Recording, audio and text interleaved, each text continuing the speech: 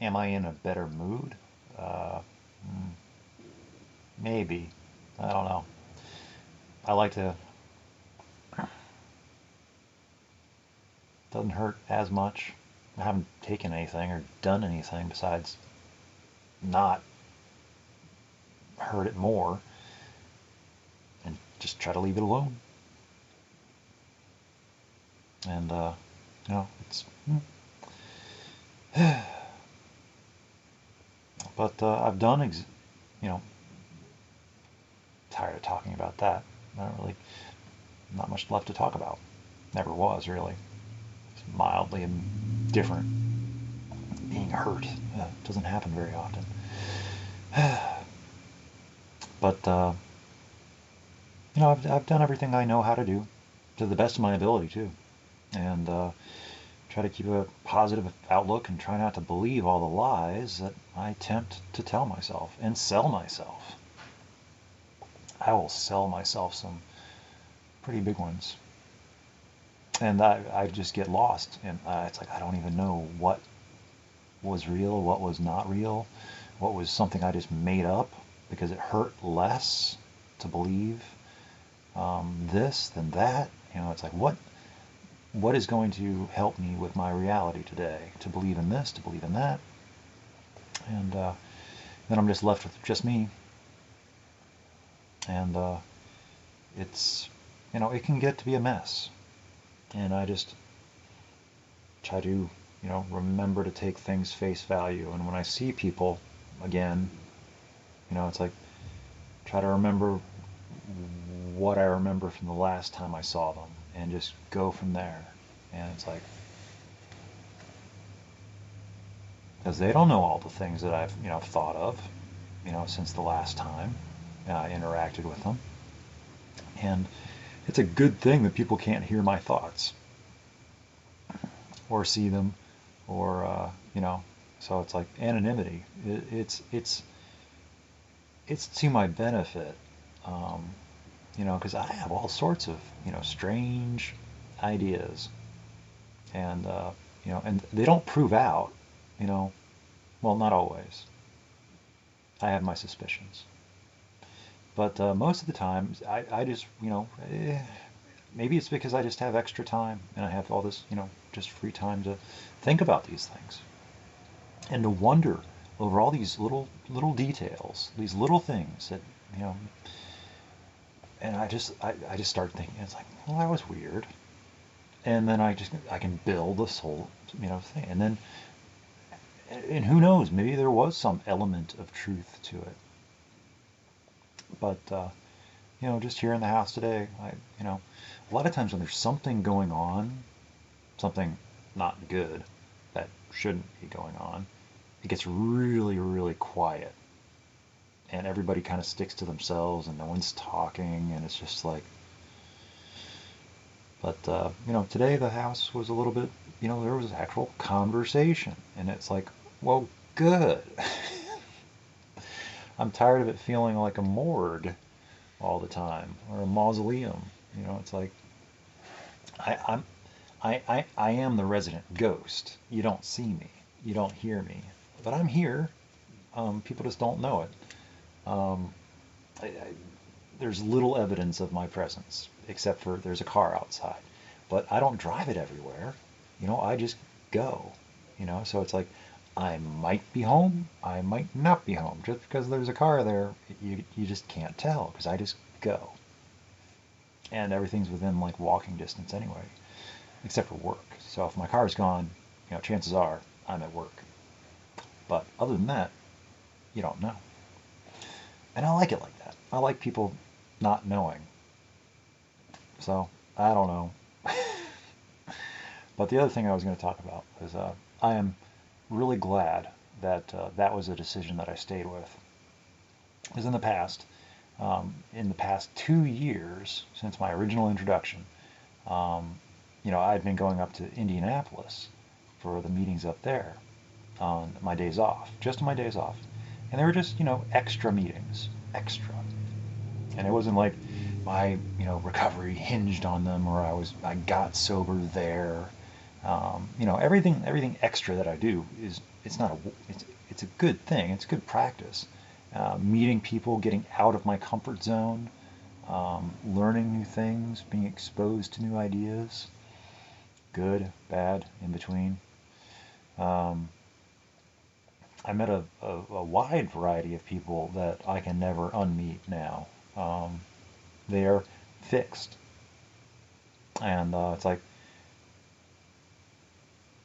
I don't have any responsibility for what happens to them, and what they're doing now. It's like that. I was looking for, especially with 2020 being the way it was. Well, actually, it was 2020 the way it was. Um, that group just disappeared. Well, the whole place got shut down, because meetings were shut down. But then when stuff reopened, no one came back, and like I was expecting a more unified front, solidarity.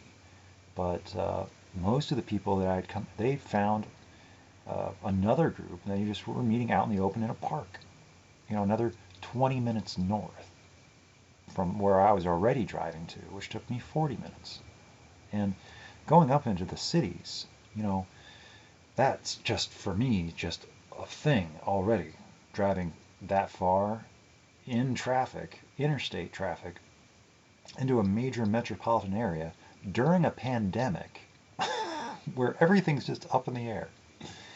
And driving into, a less than spectacular, residential area where we have, meetings for recovery. And I'm like one of the only people that was going after the reopen. And I was trying to keep it afloat, keep the spirit alive, and people would slowly trickle back, and then they go off, and they prefer the meeting at the park, and then we get some newcomers, and they'd have problems other than alcohol, and I don't know, it was a very informal meeting in the first place, and I'm trying to remember how others organized and ran that meeting, and I'm just going from memory because I'd never run that meeting before, and I didn't want to run that meeting. I just got to kind of, hey, you do this. It's yours now. And I kept it up for a couple, like 2, 3 months, on my days off. It just became an expected thing that, oh, Eric has to do it. It's his job. And it's like, and I never wanted it. I never asked for it. I didn't volunteer for it. I just kept doing it for a while because no one else was going to do it. And then I just had to, I think around July or August, I think I just had to start, separating myself. And I was already separating myself. And then there were other things going on as well. And it was strange. It's in my writing from that time. There was I don't even know what it was. I don't remember at this point. I've kind of just, but it wasn't real. And it was just a fiction fantasy or an imagination that didn't have any, I don't know, substance. It was lacking in substance. And whatever it was that I was thinking, it wasn't real. It wasn't there. Maybe it was a glimmer or something. Like it was a nice idea or a nice thought, but it wasn't appreciated, it wasn't valued, or it wasn't the right time, or it wasn't the right person, or I wasn't the right person, or I don't know. But it didn't go anywhere, and I just, obviously. And, so it was like when the next thing happened that kind of upset me about that place and driving up there, it's like, and people just kept not showing up and just being, and just, it was just getting, it's like, I enjoyed not going to that meeting a lot more than I enjoyed going to that meeting. And I very quickly forgot why I enjoyed going to that meeting in the first place. It's like I remember, I had a memory of it. It's like, oh yeah, I remember that was like a sense of fellowship and camaraderie and acceptance and understanding. But that doesn't match up with what I was experiencing towards the end. It was like there were just a few people that were just dominating and proselytizing and commanding and judging and condemning, and it was their meeting, and everyone was a guest at their meeting, and they were, the best thing about that meeting, and they were, and everyone should be like them because they're doing it correctly, and if you're not doing it like them, then you're obviously, well, you're either not really, you know, a person in recovery, or you're not doing it right, obviously. I don't know. It was a whole thing. It's in my right. Well, actually, I don't think I kept it anonymous. I don't think I wrote about that. But it was all up here. I kept it all up here because out of respect. And I didn't say a thing. I just packed all my belongings, which is just me, and I went away. And I haven't gone back. And a good decision for me is just don't go back. I have a history there because I went there for 2 years, mostly all the way 2 years, except for when they were closed, and a time in 2019, I think, when I took a month or two off because I got upset about something. Very, very discouraging at the time. I think I did write about that. It was in 2019. I think it might have been September. No, I don't remember when. But anyway, so during this time, when I'm just kind of, I've got this extra time. I find this to be more constructive and valuable for me than even considering, like, I've got a day off tomorrow, and I don't really have anything planned to do. And I could go and drive up to Indianapolis and go to that meeting that I haven't gone to in 3 or 4 months now, and just see what it's like, see who's there, see what they're talking. But I have a really good idea, and it's like, no, I don't want to make reintroductions. I didn't want to when I was up there in the first place. So why would I even think, it's just too much. It's too much effort to be seen up there, to go up there in the first place, to be seen up there, to force myself to have to, talk to people, and because they don't really, I don't know. It seemed like more about, who you know and who knows you, and so I was seen as kind of like a good person to know and have know you, and people try to, get their hooks in you a little bit, and try to, bring you into their circle and get you on their side. And there's like cliques, and the popular people and the unpopular people, and it's like high school or whatever, and I was always trying to, get along with everybody as best as I knew how, and which I was a complete failure at, by the way. But I did find my niche after a while in cross country, in track. Probably cross country and track, for all I know, saved my life. Running, being accepted, because who knows, because I couldn't find my place anywhere. And but running gave me something to do, and made me feel made me feel good about myself. Gave me some confidence I never had, and I liked it. That was the other cool thing. And I was horrible at it. I was just not good. I was always just mediocre. I was never bad, and I was just never good. I was just always, but I had fun, no matter what. That was the thing. So it's like a lot of my photos from races, it's like you see like runners around me, they're just, kind of just have runners' faces that, caught off guard, not expecting. And like if I could see the camera, I would smile for it. And it made for some interesting photos. But anyway, one thing I've noticed is that already,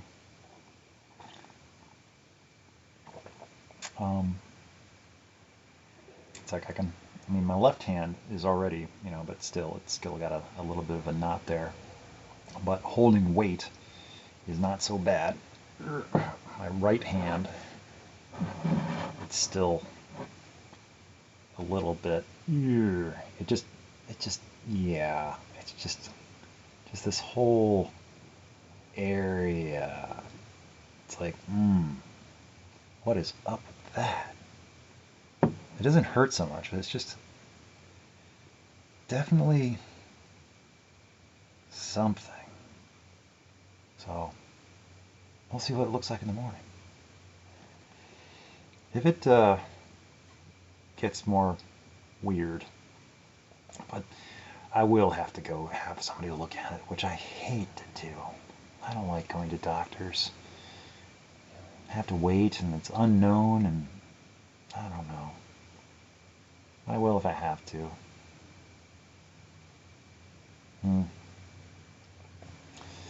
So, is that everything I wanted to talk about? You know, because I think that was a really good decision of me to not go back. I said, I enjoy not going to that meeting a lot more now than I enjoyed going to it.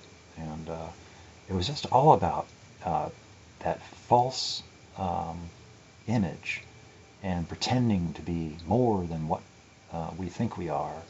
And, everybody should think so great of us because look how awesome we're doing. And, I mean, the newcomers, the people that weren't sure what they were doing yet and weren't sure about how to talk, weren't sure where they were, what they were doing, or if they were even going to live through the week. Got some really good shares out of them because they hadn't been contaminated or taught how recovery works. And it's like that's one of the reasons why I don't want to be taught how to write, because I like the way I write. If somebody teaches me how to write, then I won't write how I write anymore. I'll write how somebody else writes. And I don't want to write how somebody else writes. I want to write how I write. So I'm very careful about what I read because I don't want to write how But like I said in another one, somewhere else, I said, I will always default back eventually. It might take me a while, but I will default back to how I think and how I write. I can't help it. But in the near term, it's like, yeah, I will. Like if I am exposing myself on a consistent basis to a certain style, I will begin to imitate, like Lovecraft. I think I was already in that direction anyway with I like words and I like how they sound. So I identified with his use of words and his phrasings.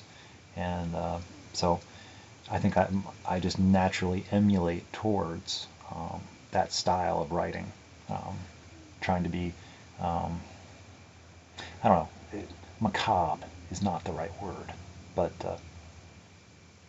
I like it. So, very imaginative. And the story arcs, they're not all good, but there's some are better than others. Others are they've gotten a little bit too mainstream, like really mainstream, and I don't like that. They've gotten watered down, diluted, and messed up.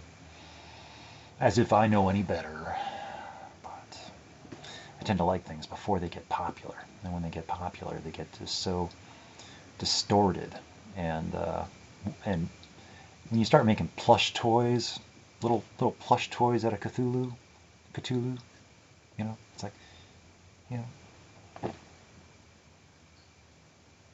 it just seems like it's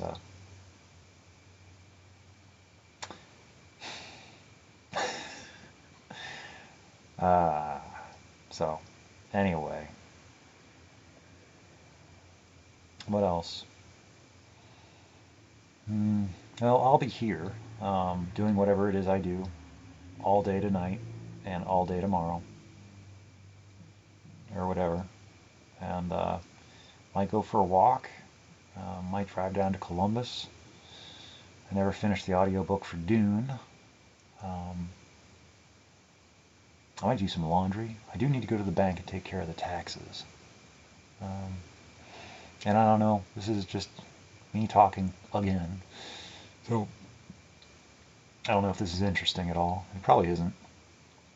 But, and I might not even ever watch this, but it'll be there. And I just figure it's all worthwhile. It's all practice. Just getting comfortable. Being in my own skin, like I could be in somebody else's if I wanted to. And just being okay with myself. And, reality is going to take the shape that it takes. And it's like, I do have my choices. You know? So it's not like everything's out of my hands. I have choices I can make too. So,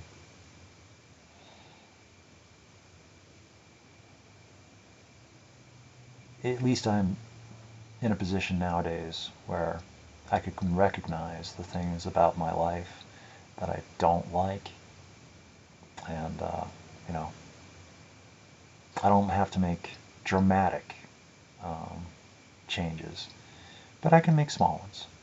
They might add up to something, over time, but I don't need to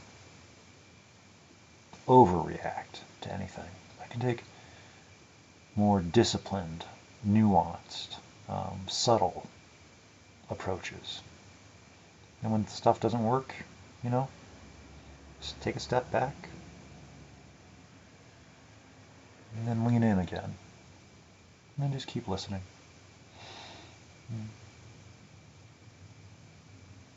I mean, what's the worst that can happen, and what do I have to lose? It's not like I have anything else going on. So, and I am paying attention. So, I don't, I don't think there's any opportunity. I mean, and it might just be that I'm happy too. It's very possible that I'm unwittingly and unknowingly just kind of, I might be happy, and I just don't know it.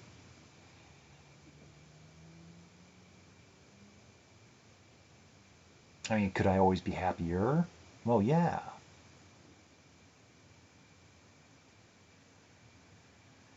No one's ever gonna ever, no one can ever be happy because there's always a happier. And however happy anybody thinks they are, it's like as soon as you start thinking about that, it's like you start searching for the thing to be unhappy about. It's like, oh, well, my wrist hurts. I'm not happy about that. So, I don't know. I'm just kind of enjoying my time, and I don't want my time to stop. So, if that's not a good sign of me being in the right spot, doing what I want to be doing, for the reasons, whatever they are, as they are, or whatever they were, for whatever they are, still, still worth doing. It was still good. It was a good experience. I wouldn't trade it. Now, some of the stuff up in Indianapolis and some of the stuff around here, I might trade that. No, but it all added up to now. Everything that's happened all the way through has added up to now. Everything has added up to now. And if I'm okay with now, which I seem to be, then it was all worth it. Because it got me to here. So, if I can look myself in the face and be okay, then it can't be all bad. Because whatever it is I'm doing seems to be different than what a lot of other people are doing. You know, so I don't know if that's a good thing or a bad thing. I'm guessing it's an okay thing because I couldn't do anything different than how I'm doing it anyway. It's because I can't do what the things are that it seems like other people do. Like this, I can do. What other people do, I don't do, and I don't really want to do. And they can do whatever they do, and I'll just be over here doing this. I don't even know. But I'm less concerned about what other people are doing in the first place. They they can have the whole world. And, you know, I don't really need all that much. So,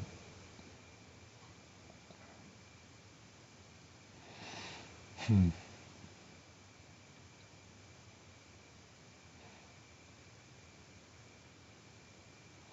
That was the other thing. I know with like audiobooks and podcasts that I listen to, a lot of them I choose after a while. Um, I get comfortable with the person who's talking and the way they talk and just their tempo and uh, their candor, and I know what to expect. That they're not going to get too loud, and they're not going to start going off into weird. Well, mostly about them just not getting too loud, and I can just listen and just kind of fall into a trance kind of thing and just go to sleep. So, and other people besides me have commented on certain people about they're really good to sleep to. So I don't know if this would ever become like that, but you know, and if it ever was, it's like, some things might just be a lullaby of just me talking, and because I've been told I have an okay voice, or a good voice, or a good speaking voice. I don't think I've ever been told I have a good singing voice, but I don't sing that much, and yeah, I don't really have a good singing voice, so anyway, and I'm not going to sing now. Hell no. But and that is something else to work on. Is well, I don't think I can actually work on it, but I can just allow myself to be less serious. And whenever I find something a little bit humorous, let myself say it. Of course, I do have my boundaries and things that I don't talk about because I think of them as rude. And there's rude and impolite, and so I just keep it clean. Basically, that's what I'm saying. And that's just my way. And it's just the way I was raised, or and I don't curse, obviously. Well, maybe not obviously, but only if when I think that I'm by myself and that no one can hear me. And even then, it's like very sparingly and under my breath. And if ever I'm heard, I'm like kind of like, dang it, I got caught, as if anybody actually cares. But hey, I'm lifting the mug and I didn't even wince.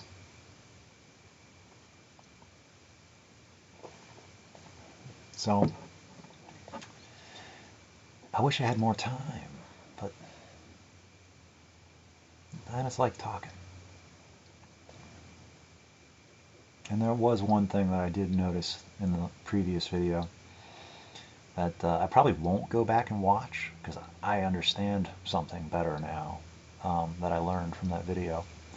Was I was allowing myself to feel an emotion that it's not the prettiest of emotions, but I could see it there, and I don't want to see it again. I'll feel it again, I'm sure, but I don't need to see it on my face again. Not in that moment. I didn't really like seeing it the first time.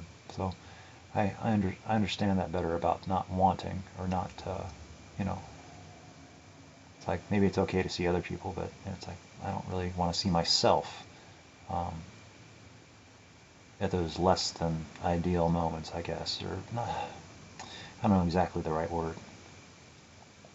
It's like I'm okay seeing myself just kind of talk, being kind of neutral. Um, but hmm,